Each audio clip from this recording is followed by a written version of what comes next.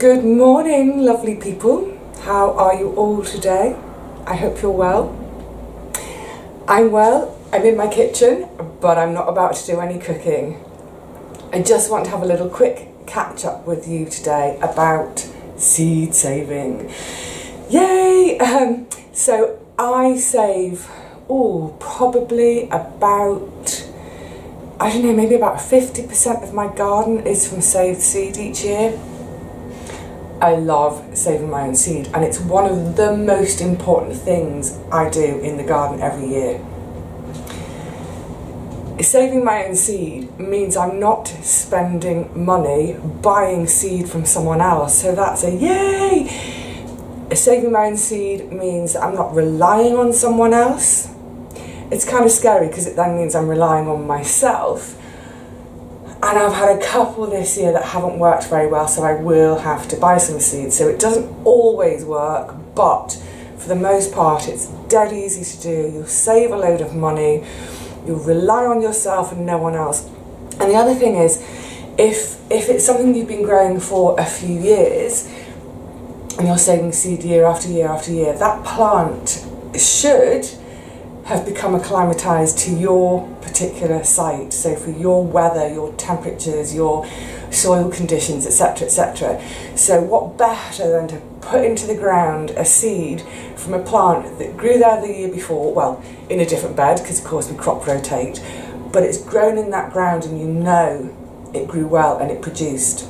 So, excuse me, throughout the year, I mean, this is kind of like the big seed saving time now, but throughout the year I will earmark things, individual plants for seed saving. And what I'm generally looking for in earmarking those plants is, has it grown well? Is it a robust, healthy plant? Is it disease free? Is it pest free? It's kind of genetic modification if you think about it, isn't it? Because if I've got two plants and one's a bit weak and pathetic and one's really strong, I'm going to go for the stronger one. I'm selecting, hopefully, the strongest genetic makeup for my seeds for the following year. So, you will have seen, hopefully, earlier in the year, I saved my broad bean seed.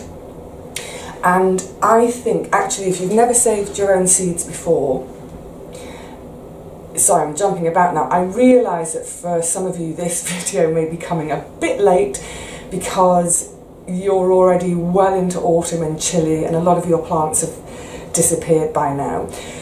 If it's a bit late for you for this year and you're a first time gardener and you haven't saved seeds before, hopefully this might be useful for you next year.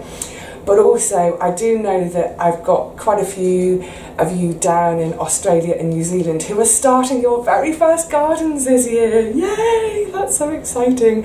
I'm really pleased for you. So hopefully as your season goes on, the information will be pertinent. So yes, back to the broad beans and beans in general.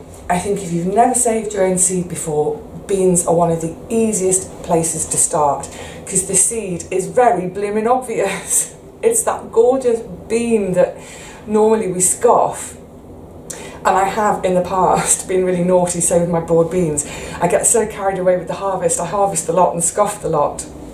But like I say, hopefully earlier this year you will have seen that when I was doing the harvest, I left a few plants right in the end of the bed that looked healthy, vigorous, what have you, and I just left them completely alone. You don't have to do a thing with your beans, which is another great thing about them. They do it for themselves.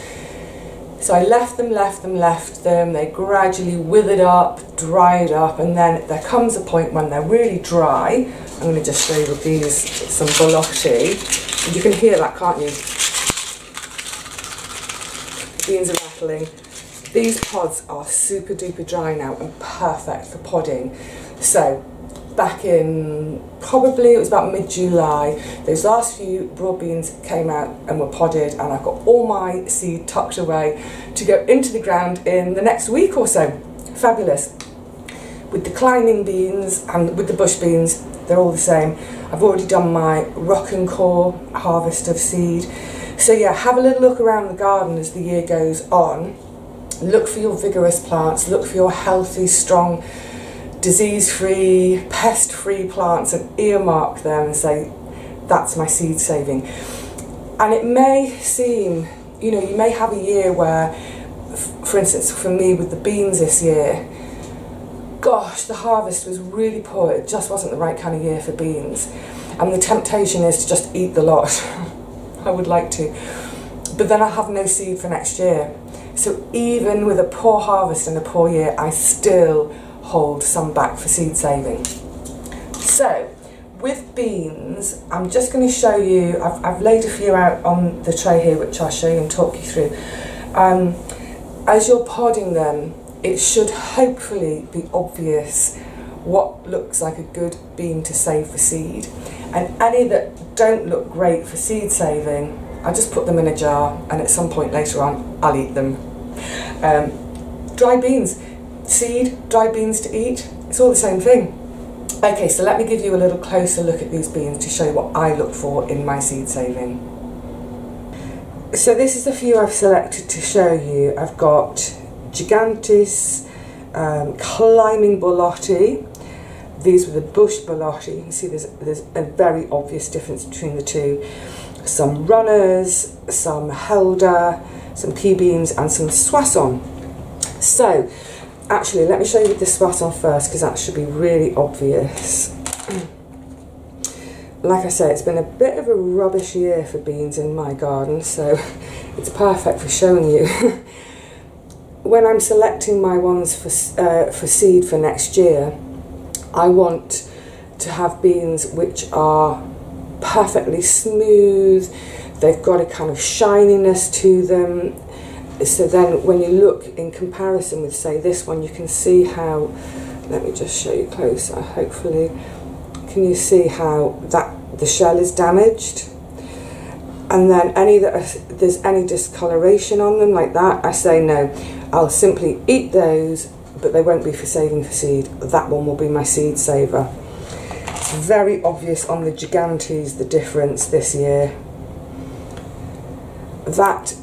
This one is beautifully smooth, glossy, it's gorgeous. This one is full of little pock marks.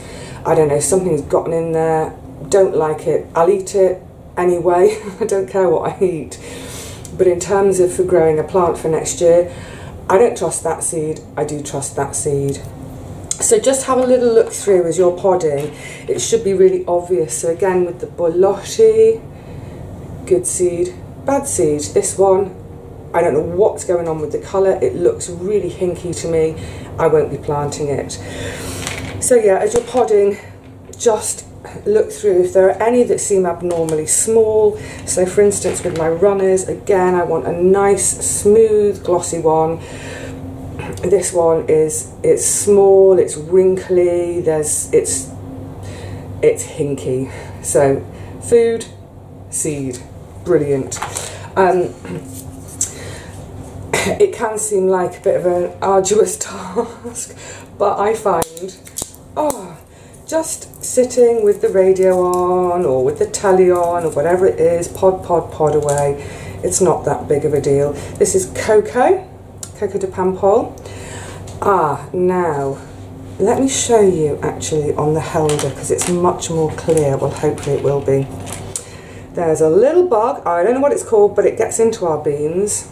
And now, can you see on this one, can you see lots of little pale, sort of almost circles, little dots? Out of there will hatch some rather horrid little black flies. That will not be saved for seed. I'll eat it. However, if you have got something like that and you store them, what you'll find is within a few weeks your jar of beans will become a buzz of nasty, horrid little black flies, really grotty. What you can do to avoid that, this is not for seed saving but just for food keeping. If you have a load like that, look, it's absolutely covered in them. Get your beans dry, podded, completely dry, stored in an airtight container, then pop them in the freezer for 24 hours. Take them out of the freezer, do not open them straight away when they come out of the freezer. We don't want to let any warm air in because then we'll get moisture. Let that jar of beans come back to room temperature before you open them and use them. The freezing just kills off, so it stops them from hatching. Perfectly good to eat. Now, as a vegetarian, do I want to eat little grubs? Well, yeah. I don't know, a few insects here and there is not going to hurt me, is it? Okay, so that's your beans. Let's just crack open another ballotti. Actually, they get to the stage they're so dry they will pretty much open themselves. So, and I always do my podding sit with this tray on my lap, because as they jump out of the pods, you've got half a chance of catching them and not losing them under the sofa. But yeah, they all look, sorry guys, they all look pretty much okay. So that's our beans podded. Like I say, if you've never tried it before, give it a go. When you bring them in off the vine, try and let them dry on the vine for as long as possible. If it looks like we're looking now at getting the occasional rainy day, bring them in. You can hang them in your shed, somewhere at home to finish drying. Get them podded, and then once they're podded, usually what I do is I spread them all out on these trays, put them in my south-facing window to really, really, really dry off before I either put them in a jar for eating or put them in my little paper envelopes for my seed for next year. Right, what's next? Let's talk about tomatoes, peppers and cucumbers next. Saving your own seed from peppers could not be more simple. Honestly, it's like idiot proof, so easy. Literally all I do, harvest a pepper, bring it home, chop off the top as you would as if you were preparing to cook it, and then pull out that chunk in the middle, that white kind of stringy seedy bit that we normally chuck away, comme ça. And I literally, oh, it's got one of my hairs on it, how lovely. Literally all I do, I take them out, and then you see that I just sit them on a plate, again in a nice warm dry place in the flat, and I let them air dry for, oh, I don't know, 3 or 4 weeks. Once they feel dry, I'll then just, no, actually let me show you, because they are going to go flying if I try to do this in mid-air with you. Hang on a tick. So once they're really good and dry, I've got hair everywhere, I'm such a hairy monster. All you do literally is sort of rub them off, and they'll just, ooh, scatter, scatter, scatter. So you don't have to save loads and loads of your plants. This is literally from, look at that, that's all that seed is from one fruit. That's enough for me and for some to give away. So this is great, because I've actually been asked for loads of this seed from other plot holders. And the thing when you're selecting your pepper for seed saving, like any plants, whether it's the tomatoes, cukes, peppers, whatever it is, apart from looking for strength and vigour in the plant that you're selecting, the actual fruit that you then select, you're looking for the most ripe, because this is what we're trying to do, is copy nature. The ripest of the ripe fruits are the ones that fall and rot, and then their seeds are released. So yes, we want good ripe fruits, because we know if they're good and ripe that whole fruit has really matured. We don't want an immature fruit with immature seeds. So yeah, pick your chunkiest, ripest ones. Then that's the orange bell, and then this is from my Dulong de Londe, which are the very long, skinny red peppers. You can see obviously they're completely different shape. Not the seed isn't a different shape, but the way they are arranged within the fruit, completely different. So they can start coming off as well, I would have thought. Yeah, they're just easily rubbing away. The save seeds from my paprika peppers are nowhere near this stage yet, because I've literally only taken them out a couple of days ago, so they'll have another sort of 3 weeks or so to dry.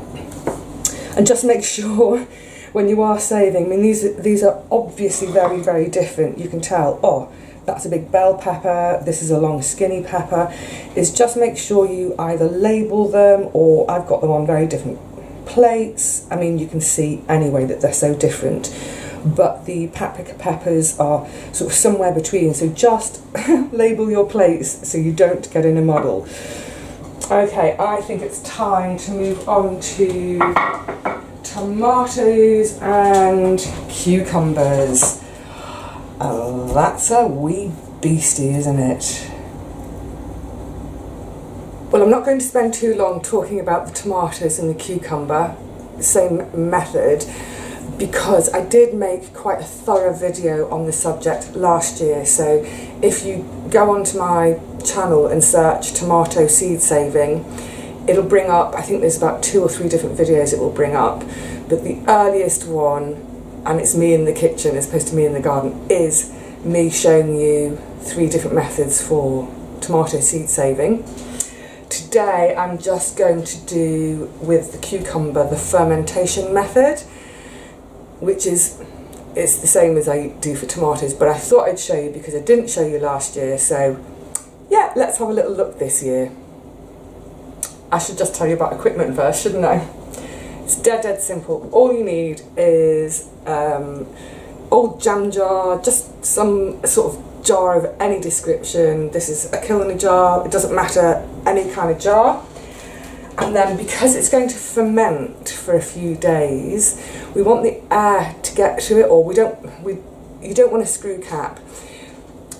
You could leave it open, however it will attract the fruit flies as it starts to rot and ferment, which is pretty disgusting. So I use these little cloth covers, just literally drapes over the top, keeps things out, brilliant. Now, I think you can probably buy these, but they're so easy to make as well. It's just a bit of fabric and then stitch some glass beads around the edge, or anything that's got a bit of weight to it. I have one that's got some of my granddad's old fishing weights sewn around the outside. Whatever works, just to hold it down. And that's pretty much all you need to save your own cucumber seeds. Yeah! So let's get on with it. So again, in selecting my veg to save my seed from, I've gone for, well, actually there were loads I could have chosen from because they all turned into monsters and got away from me.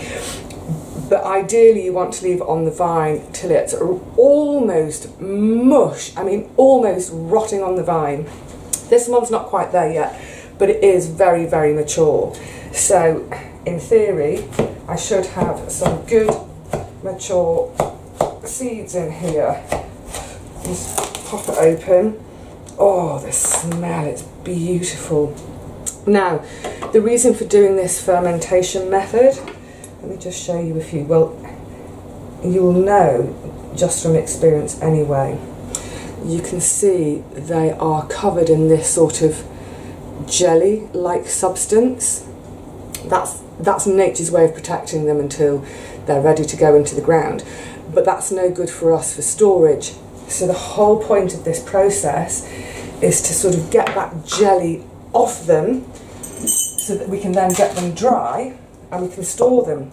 So literally all you do, scrape out your seeds, pop them in your jar. This is a lovely cucumber. This is the one I've been growing for the last, whoopsie, that's why I've got my apron on, last few years. It's called Long Green Maracha, and it's perfectly suited for outdoor growing. So for those of you like me without a greenhouse, this one is absolutely fabulous. You get quite large fruits. I mean, obviously this one is over large because I've let it go for seed saving. But also what that means is dozens and dozens of seeds. Now if you think how much a packet of seeds cost, if you were buying a packet of organic cucumber seeds, you'd get maybe 10 seeds, 15 seeds, and you'd probably pay anywhere between £2 and £3. Crazy, huh? When that, let me just show you against a dark background, there we go.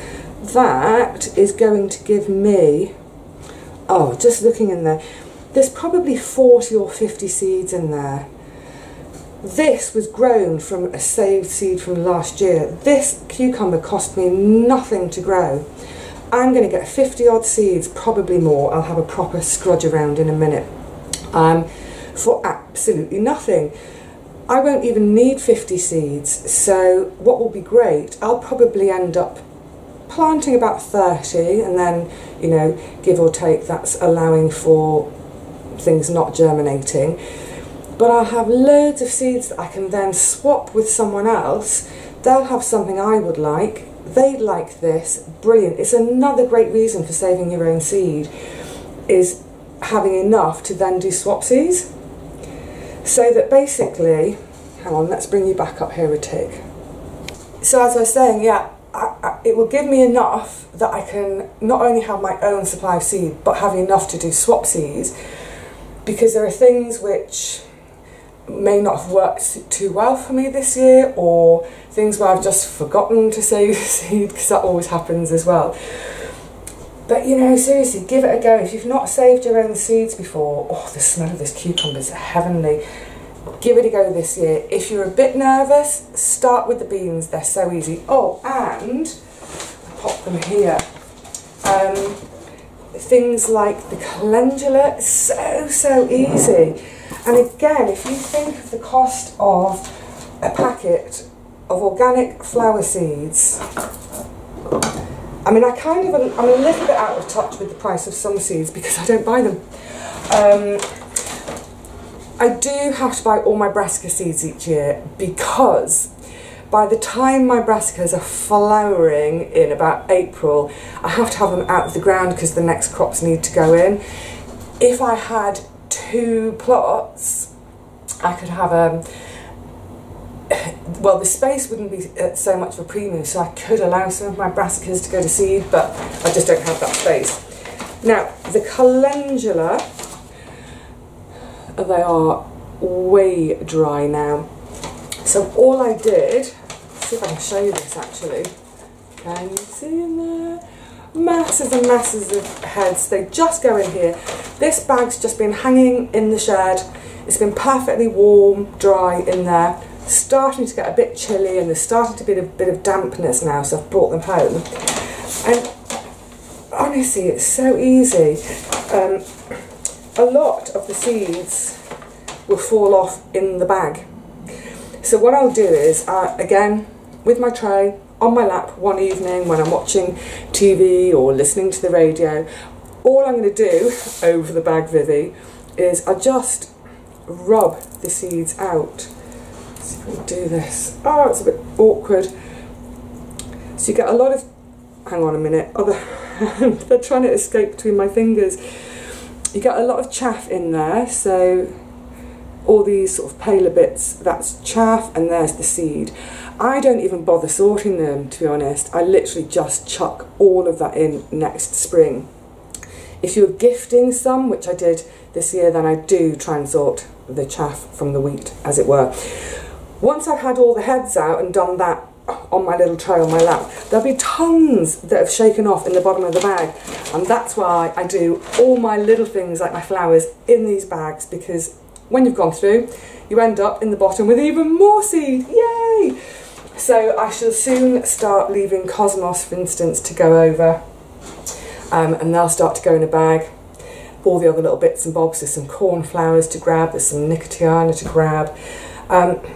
Yeah, so I think that's about it for now. I've got all my tomatoes to do, so I'm saving 3 different varieties. I'm saving the Rose de Berne, the Gardener's Delight, which came good in the end, yay! And thank goodness we had a long season. And the Little Red Pear, which was from saved seed from last year, so we know that that's come true again this year. Brilliant.